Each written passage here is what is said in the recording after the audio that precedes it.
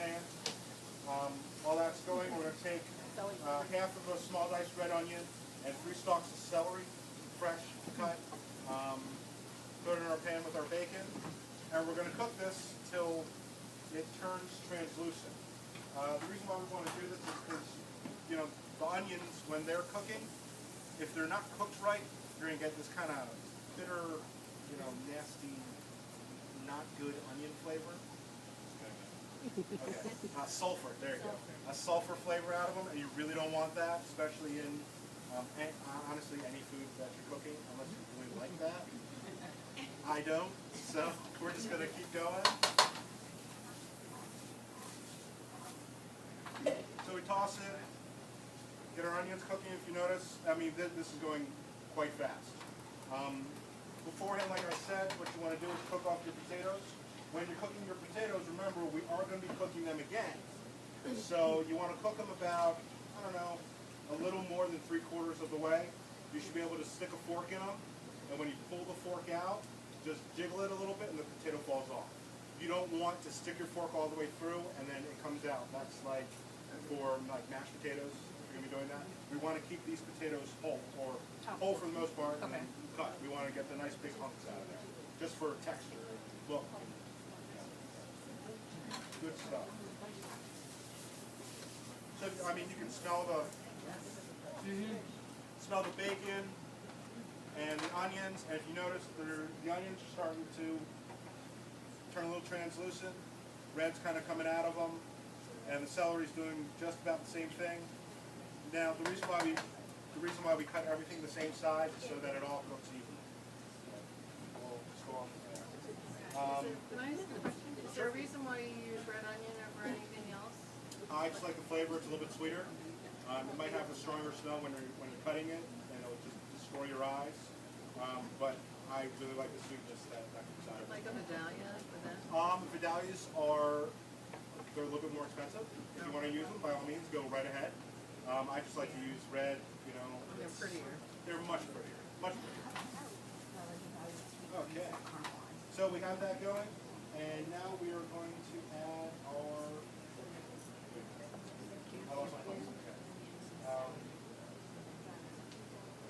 We're going to add our flour, just a tiny little bit to mix with all the fat. So that way, that's going to be our thickener in our soup or in our summer soup. So we're going to sprinkle a little bit over top. What sort of flour? I'm using all-purpose. Yeah, you can use all-purpose. You can use bread. I mean, honestly, you can. That's fine. If that's what you really want to do, by all means, go right ahead. I just use all-purpose because that's what I have on hand. It's your choice. Rice flour, you know, will be a little bit lighter in there. Potato flour, definitely because you're using potatoes in it. It's just something that I don't normally use. So, but you can definitely use it. So you notice that there's a little bit of flour coating all over everything in our pan. Mixing.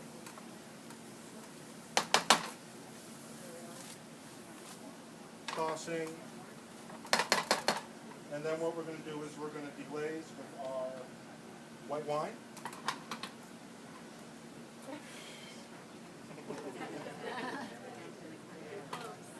There we go. I know.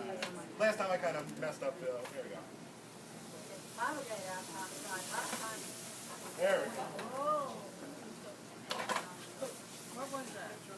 It was white wine. Just threw in.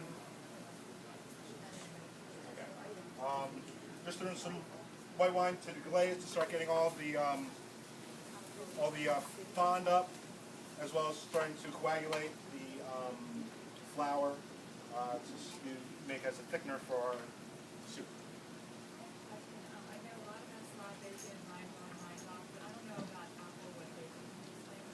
Applewood, it's just the wood that they use to smoke it. That's it. That's that. When they make bacon, they take the pork belly, they throw it, they cure it, and then they throw it in a smoker. Applewood smoked bacon is just the kind of wood that they use. Like there's hickory smoke, there's maple wood, there's it's all good stuff. So I put in our white wine, and now what I'm going to do is I'm going to add our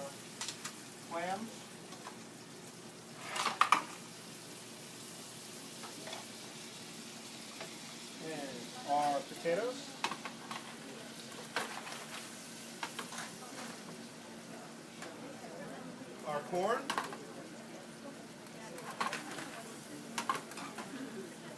And fresh chopped thyme. Has anybody worked with fresh thyme before? Yeah? Okay. If you haven't, this is fresh thyme. It is very, very aromatic. And when you're working with it, this time of year, it's you're going to get woody ends here. These will put a hole in your throat. Stay away from that. And they will, and you'll taste it as soon as you'll feel it in your teeth as soon as you bite down into it. It is not fun to have. These ends up top here, break away. Easy to bite through. They're great. When thyme in the spring is usually very, very delicate.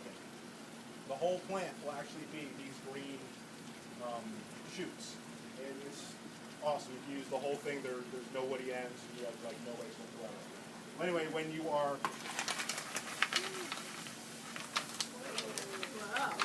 there we go. Okay. So now that we've added our thyme and our corn and our clams, we're going to add our stock. I'm using a mixture of chicken stock and clam juice. You know, you can just use straight clam juice if you want. You can use fish stock, your choice. You can use veggie stock, and I cover it. And what we're going to do is we're going to let it steam.